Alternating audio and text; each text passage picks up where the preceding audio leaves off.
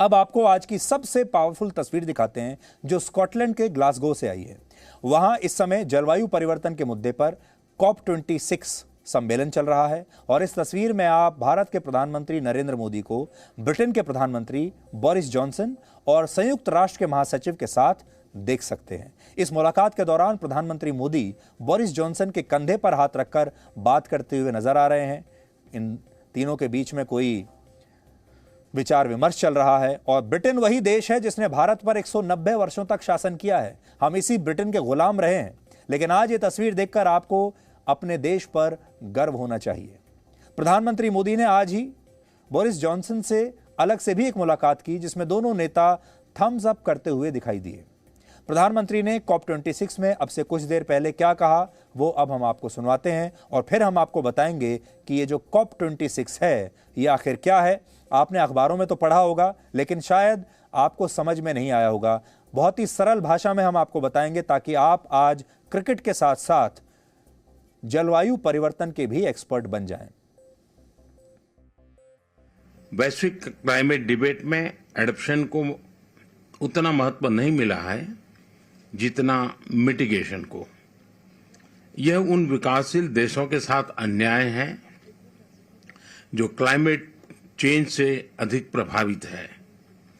भारत समेत अधिकतर विकासशील देशों के किसानों के लिए क्लाइमेट बड़ी चुनौती है। क्रॉपिंग पैटर्न में बदलाव आ रहा है। बेसमय बारिश और बाढ़ या लगातार आ रहे तूफानों से फसलें तबाह हो रही हैं। पेयजल के स्रोत से लेकर अफोर्डेबल हाउसिंग तक सभी को क्लाइमेट चेंज के खिलाफ रेजिलिएंट बनाने की जरूरत है। एक्सेलेंसी, इस संदर्भ में मेरे 3 विचार हैं। पहला, एडप्टेशन को हमें अपनी विकास नीतियां और परियोजनाओं का मुख्य अंग बनाना होगा। भारत में नल से जल, टैप वाटर फॉर ऑल, स्वच्छ भारत, क्लीन इंडिया मिशन और Ujjwala clean cooking fuel for all जैसी परियोजनाओं से हमारे जरूरतमंद नागरिकों को एडप्टेशन बेनिफिट्स तो मिले ही हैं, उनकी क्वालिटी ऑफ लाइफ में भी सुधार है। दूसरा, कई ट्रेडिशनल कम्युनिटीज में प्रकृति के साथ सामंजस्य में रहने का ज्ञान है। हमारी एडप्टेशन नीतियों में इन पारंपरिक प्रैक्टिसेस को उचित महत्व मिलना चाहिए। ज्ञान का ये प्रवाह नई पीढ़ी तक भी जाए, इसके लिए स्कूल के सिलेबस में भी इसे जोड़ा जाना चाहिए। लोकल कंडीशन के अनुरूप लाइफस्टाइल्स का संरक्षण भी एडप्टेशन का एक महत्वपूर्ण स्तंभ हो सकता है। तीसरा, एडप्टेशन के तरीके चाहे लोकल हो किंतु पिछड़े देशों को इनके लिए ग्लोबल सपोर्ट मिलना चाहिए। लोकल एडप्टेशन के लिए ग्लोबल सपोर्ट की सोच के साथ ही भारत ने coalition for disaster resistant infrastructure CDRI की पहल की थी। मैं सभी देशों को इस इनिशिएटिव के साथ जुड़ने का अनुरोध करता हूं। धन्यवाद। COP का मतलब क्या है? इस कॉन्फ्रेंस का नाम रखा गया है COP26। तो इसमें COP का मतलब है कॉन्फ्रेंस ऑफ द पार्टीज, जिसमें संयुक्त राष्ट्र के सदस्य देश जलवायु प्रणाली पर होने वाले खतरों से निपटने के लिए एक वार्षिक सम्मेलन करते हैं। यानी एक तरह का वैश्विक सम्मेलन है और ये हर साल होता है और इसे 26 इसलिए कहा जा रहा है, COP26 इसलिए क्योंकि इस बार ग्लासगो में 26वां समिट चल रहा है। संयुक्त राष्ट्र ने वर्ष 1995 में जब इसकी स्थापना की थी तो इसका मुख्य उद्देश्य था जीरो कार्बन एमिशंस यानी जीरो कार्बन उत्सर्जन। कार्बन उत्सर्जन का अर्थ कार्बन डाइऑक्साइड या उन ग्रीन हाउस गैसेस से है जो पृथ्वी के वातावरण में मौजूद रहती हैं और इन्हीं गैसेस की वजह से पृथ्वी का औसत तापमान बढ़ रहा है। अगर आप अब भी नहीं समझे तो सरल भाषा में हम आपको आगे समझाएंगे। अब कल्पना कीजिए अगर नवंबर से फरवरी के महीने के बीच जब हमारे यहाँ सर्दी का मौसम होता है तब देश में भीषण गर्मी पड़े, मार्च से जुलाई महीने के बीच ठंड का मौसम हो जाए और सितंबर और अक्टूबर के महीने में जबरदस्त बारिश होने लगे तो क्या होगा? अभी आपने देखा होगा अक्टूबर के महीने में देश भर में जबरदस्त बारिश हो रही थी।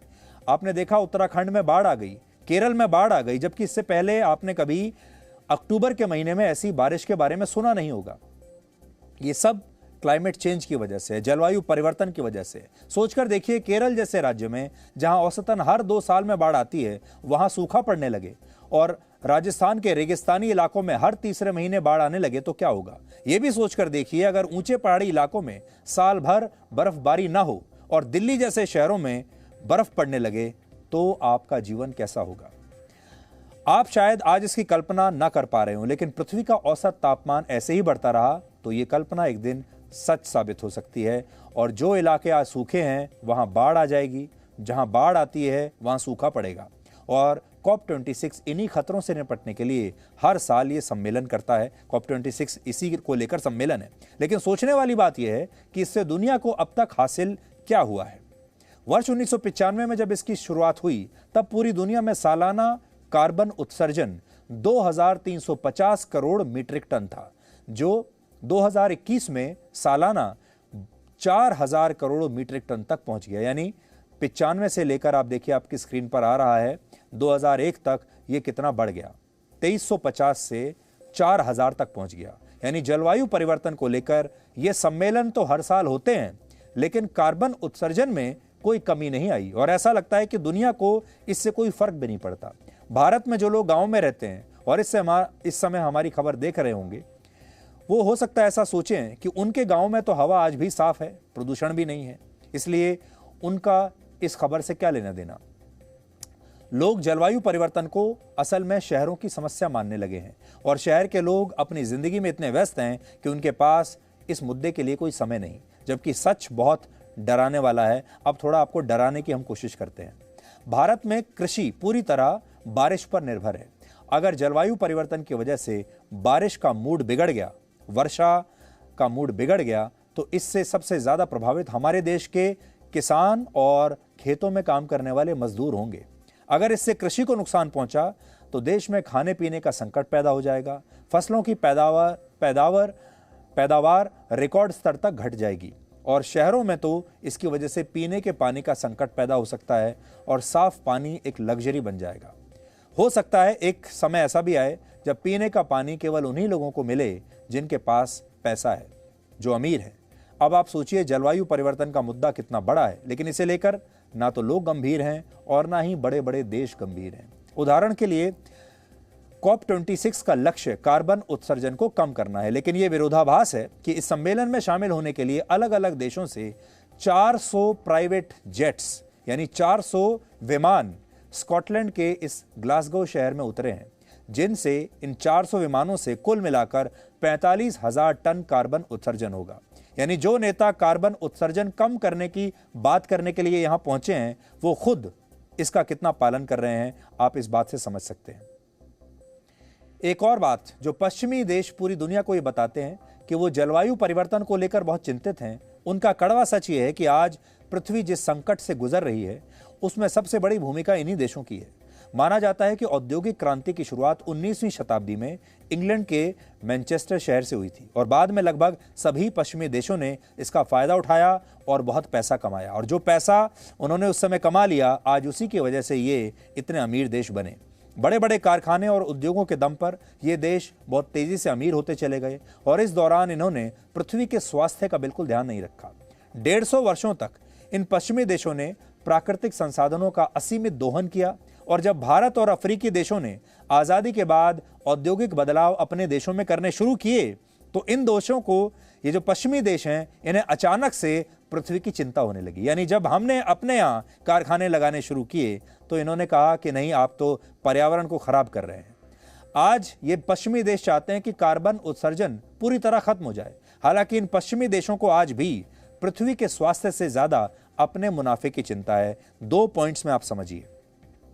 पहला ये कि दुनिया के जो देश कार्बन उत्सर्जन करके अमीर बने, वो अब विकासशील देशों के साथ ग्रीन टेक्नोलॉजी ट्रांसफर करें, ये उन्हें करना चाहिए। दूसरा पॉइंट ये कि इन देशों को इसके लिए आर्थिक मदद भी अलग से देनी चाहिए, जैसा कि इन्होंने 2009 में वादा किया था। उस समय कहा गया कि दुनिया के सभी अमीर और विकसित देश जलवायु परिवर्तन को रोकने के लिए सालाना 7.5 लाख करोड़ रुपए गरीब और विकासशील देशों को देंगे, लेकिन किसी भी साल में यह लक्ष्य पूरा नहीं हुआ।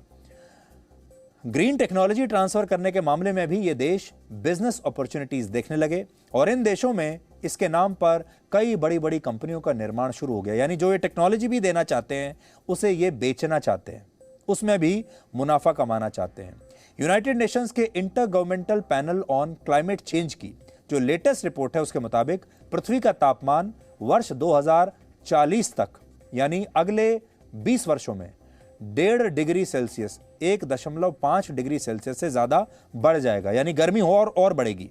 ये क्लाइमेट चेंज पर इस समय की सबसे ताजा और सबसे विश्वसनीय रिपोर्ट है और इसे 66 देशों के 234 वैज्ञानिकों ने इसे तैयार किया है।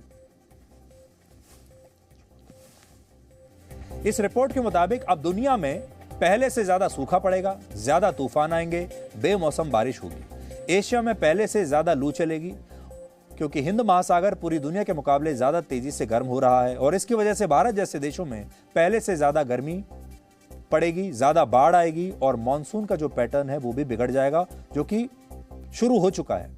और शायद यही वजह है कि संयुक्त राष्ट्र के महासचिव ने इस बार के सम्मेलन को दुनिया के लिए एक आखिरी मौका बताया है। उन्होंने कहा कि अगर दुनिया अब भी नहीं संभली तो फिर दोबारा कभी संभलने का मौका मिलेगा नहीं। इससे पहले रविवार को प्रधानमंत्री मोदी G20 देशों के नेताओं के साथ रोम के प्रसिद्ध ट्रेवी फाउंटेन गए थे, जहां सभी नेताओं ने एक सिक्का उछाला था और ऐसा माना जाता है कि जो लोग रोम के इस ऐतिहासिक फाउंटेन पर सिक्का उछालते हैं उन्हें वापस रोम आने का सौभाग्य जरूर प्राप्त होता है। ये एक दिलचस्प तस्वीर है जो हम आपको आज दिखाना चाहते हैं। ये देखिए।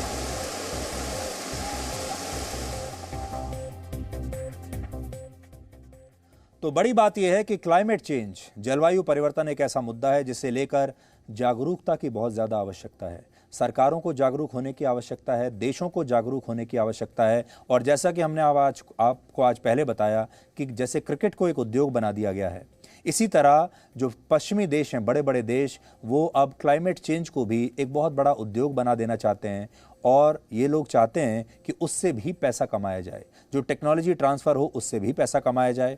और जो सबसे बड़ा दोहरा मापदंड है पश्चिमी देशों का वो ये कि जब इनके यहाँ पर इंडस्ट्रियल रेवोल्यूशन आया जिससे इन्होंने पैसा कमाया, इन्होंने अपने यहाँ पर्यावरण को ख़राब करके खूब पैसा कमाया, अपने आप को विकसित देश बना लिया, अमीर देश बना लिया। और जब बारी आई विकासशील देशों की, भारत जैसे देशों की, जो कि अभी कुल 75 साल पहले ही तो हम आज़ाद हुए हैं, ये हमारा समय है जब हम आगे विकास करेंगे, हम आगे कारखाने लगाएंगे, अपना एक बड़ा प्रोडक्शन हब बनाएंगे।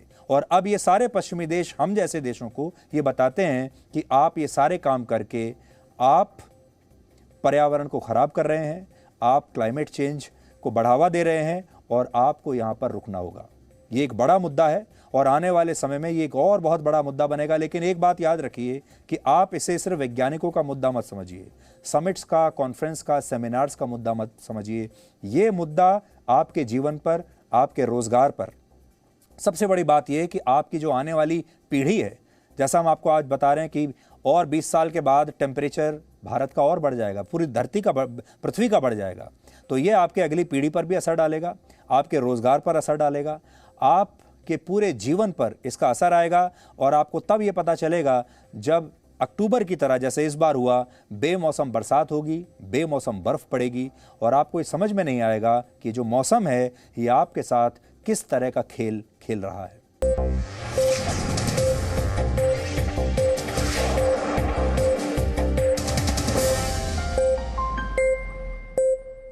Presenting B News app, available on Google Play and App Store. Download it now.